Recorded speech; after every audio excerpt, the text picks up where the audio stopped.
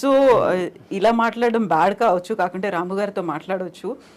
What if end stage రాము గారు ఎలా ఉండాలనుకుంటున్నారు? ఏం జరగాలి, ఎలా ఉంటే బాగుంటుందని? ఎండ్ స్టేజ్ ఇప్పుడు నేను నా పనులు చేసుకునే, అంటే నేను ఎవరి మీద డిపెండ్ అవ్వకుండా నేను చేయగలిగే, నేను చేసుకోలేని రోజు వచ్చినప్పుడు డెత్ అనేది వస్తుంది. డెత్ నేను ఏం చేయలేను. బతికుడిని కూడా ఏం చేయను అనే రోజు వస్తే నేను చచ్చిపోతాను. ఎందుకంటే I want to see what happens in the next after the death. ఎలా? I have my ways. మీరే చచ్చిపోతాను అంటే I will see the most least painful death ఏంటనేది అది రీసెర్చ్ చేసి నాకు ఆల్రెడీ ఉన్నాయి నా దగ్గర ఐడియాస్. అంతే. ఎందుకంటే యూ డోంట్ నీడ్ లివింగ్ అనే పర్పస్ లేదు. If you are not able to do what you want to do, అప్పుడు బతకడం ఎందుకు అసలు? ఊరికే చెట్టులాగా హాస్పిటల్ బెడ్ మీద ఉంటాం, అదే కదా point. You know, so if you are not enjoying your life, you have no reason to live. ఇది ఇంకొక ఎక్స్ట్రీమ్ కదా, చాలా ఈజీగా పోవచ్చు, లేకుంటే ఇలాంటి పెయిన్ఫుల్ అనేది లేకుండా. ఎక్స్ట్రీమ్ అనేది ఉండదు, ఎవరి థాట్ అలాగే ఉంటుంది. మీకు ఎక్స్ట్రీమ్ అయింది అనేది నాకు చాలా న్యాచురల్ అనుకోవచ్చు. Extreme is by definition is one persons perspective another person, అంతే కదా. ఎక్స్ట్రీమ్ అంటే ఇప్పుడు మీ దానికి ఉన్న దానికన్నా ఇంకా ఎక్కువ డీపర్ ఇంటెన్సిటీతో నమ్ముతూ ఉంటే అది ఎక్స్ట్రీమ్ అవుతుంది. ఇప్పుడు టెర్రరిస్ట్ ఉన్నాడు, ఎక్స్ట్రీమ్ అని ఎందుకు అంటాం ఎక్స్ట్రీమిస్ట్ అని? వాడి కోపాన్ని అంత నిర్వహించబడుతున్నాడు, చంపేస్తున్నాడు, బాంబులు పెడుతున్నాడు. అది మీరు చేయరు. మీరైతే మా అయితే తిడతారు, మా అయితే కొడతారు, లేకపోతే మా అయితే అరుస్తారు. వాడు దానికి వెళ్తున్నాడు. ఇలాంటితో వర్కౌట్ అవ్వని వాడు నమ్ముతున్నాడు. కానీ ఎక్స్ట్రీమిస్ట్ ఎవడు? వాడు ఎక్స్ట్రీమిస్ట్ అనుకోడు కదా, వాడు నమ్ముతూనే చేస్తున్నాడు అది. సో పెయిన్లెస్గా ఉండాలి, ఈజీగా స్మూత్గా ఉండాలి అంటే రీసెర్చ్ చేస్తున్నారు. అందులో సూసైడ్ కూడా ఉందా? సూసైడ్ అని కావాలి కదా, లేకపోతే మీరు ఇన్ఫ్లిక్టింగ్ ఆఫ్ పెయిన్లెస్ అనేది మీరు అనుకునే పర్పస్కి ఎంత సింప్లిస్టిక్గా ఎంత స్మూత్గా జరగాలని చూస్తారు. అది బిజినెస్ అవ్వచ్చు, లేకపోతే any decision you are making, you want to make the effort lesser to get the maximum result.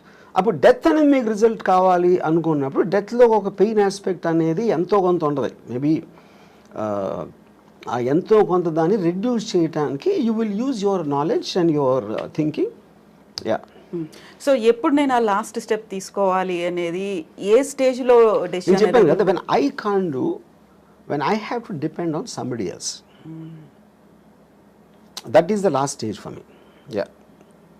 It is not about the age. ఇప్పుడు సపోజ్ నాకు ఇప్పుడు మీ స్టూడియోకి ఇంటర్వ్యూకి వచ్చాను, ఇప్పుడు వెళ్తా ఒక యాక్సిడెంట్ అయిపోయి నా కాళ్ళు పోయినాయి అనుకోండి for example. So I might do it now only. లేదా నాకు 80 years 90 years వచ్చినా కూడా నేను ఇంకా చేయగలుగుతున్నాను అంటే I might not do it. So the point is not about the age, it's about your fallibility. So మనం డొనేషన్స్ వీటన్నిటి గురించి మాట్లాడుకున్నాం. ఇలాంటి సడన్ డెత్ ఏదైనా వచ్చింది అనుకున్నప్పుడు నా హార్ట్ డొనేట్ చేయండి, లేకపోతే నా ఐస్ డొనేట్ చేయండి, నా కిడ్నీస్ డొనేట్ చేయండి, ఇలాంటి జీవన్ దాన్ అనే కాన్సెప్ట్ వచ్చింది కదా. చనిపోయిన తర్వాత కూడా నలుగురిలో బతికుండొచ్చు, ఈ లోకాన్ని చూడొచ్చు అనే కాన్సెప్ట్ రాము గారికి అనిపించింది. నేను ఎందుకు చేయనంటే ఇప్పుడు there is nothing in life which is uncertain, which is certain. మనది అయిపోయింది కదా, మన బాడీయే కదా. ఇప్పుడు సపోజ్ నెక్స్ట్ బర్త్ ఉందనుకోండి, నెక్స్ట్ బర్త్లో ఇప్పుడు పుట్టుగుడ్డోళ్ళందరూ ఎవరైతే గుడ్డిగా పుడతారో వాళ్ళందరూ లాస్ట్ బర్త్లో డొనేషన్ ఇచ్చారేమో నాకు ఒక అనుమానం. అప్పుడు దేవుడి దగ్గరికి వెళ్ళి ఇచ్చావు కదా, ఇప్పుడైతే నెక్స్ట్ బర్త్ నువ్వు నీ కళ్ళు కూడా పుడతావు అని చెప్పారు అనుకోండి, అరే అమ్మా అని నేను డిసప్పాయింట్ అవుతాను కదా. అందుకని అలాంటి ఛాన్స్. ఇంకోటి ఏంటి, I'm not an అల్ట్రూయిస్ట్, I don't live for others. నా కోసమే బతుకుతా, అన్నీ నేనే తీసుకెళ్ళిపోతాను.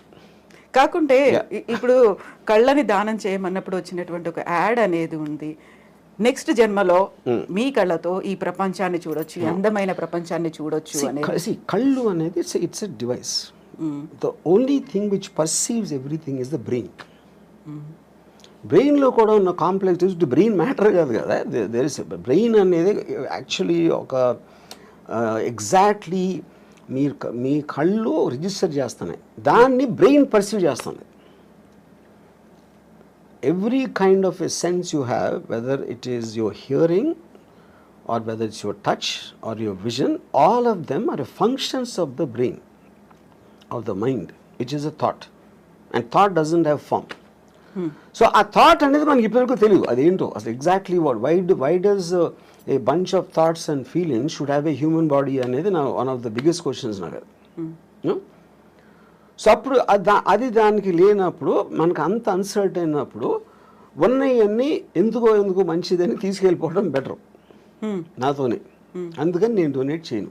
దెన్ వాట్ అబౌట్ డబ్బు? ఇప్పటిదాకా సంపాదించిన డబ్బుని ఏం చేస్తారు మరి? అది మీతో రాదు. No of course whatever might not have any value నేను కూడా తీసుకెళ్ళాను కదా. అవును, తీసుకెళ్ళలేరు.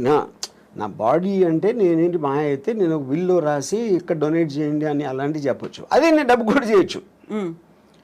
అది చేయకపోయినప్పుడు they will send me as it is. But money and this మీరు చెప్పకపోయినా సరే it will rightfully go to whatever the legal aspect of the hereditary laws ఏదైతే ఉన్నాయో దానికి వెళ్తుంది. So I'm not in control of that. నేను బతికున్నప్పుడే ముందే నేను అనుకుంటే ఇస్తాను, అది ఎలాగే ఇస్తారు కదా, చాలా మంది చేస్తారు. వాళ్ళు దానాలు ఇవ్వచ్చు, ఎవరికో రాసేయచ్చు, ఏదో చేస్తారు. Anyway that happens.